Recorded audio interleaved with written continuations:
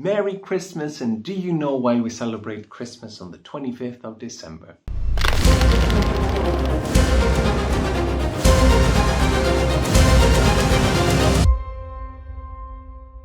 If you said because that's when Jesus Christ was born, you're wrong. In order to answer this correctly, we need to travel back to ancient Greece and the tradition of Kronia. The Kronia was an Athenian festival held in honor of god Kronos on the 12th day of Hekatomveon, the first month of the Attic calendar and roughly equivalent to the latter part of July and the first part of August. It was a time for celebration when social restraints were temporarily forgotten as slaves would feast alongside their masters, which in turn takes us to the Roman Empire.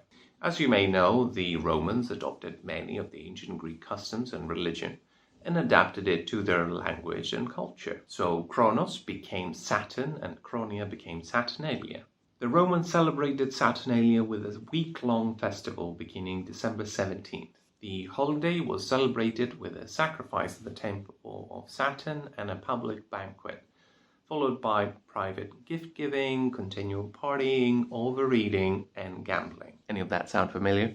As with Kronia, during Saturnalia, masters served their slaves as it was seen as a time of liberty and merriment for all. A common custom was the election of a king of the Saturnalia who would give orders to people which were to be followed, and they presided over the merrymaking. The gifts exchanged were usually gag gifts or small figurines made of wax or pottery, known as sigillaria. This now brings us to Jesus Christ and Christmas. Was Jesus' birthday on December 25? Probably not.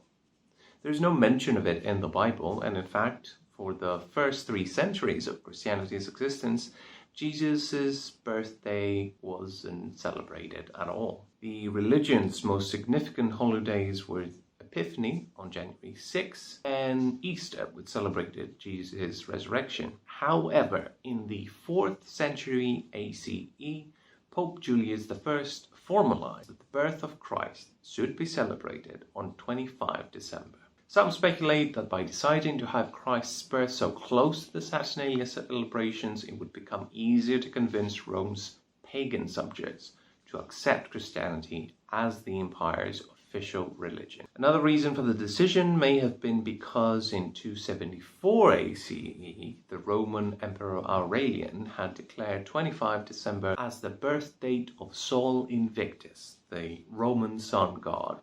Julius I may have thought that he could attract more converts to Christianity by celebrating Christ's birth on the same day. Much like Yuletide and its Christian Reformed Christmastide, Saturnalia was part of a strategy from early Christians known as Christian reformulation or interpretation, Interpretatio Christiana in Latin, where pagan figures and traditions were recast and reformed in an attempt to Christianize the pagan peoples. In conclusion, Jesus Christ and his birth have as much to do with December 25th and Christmastide as Kronos has to do with Santa Claus. So happy Kronia and see you next time.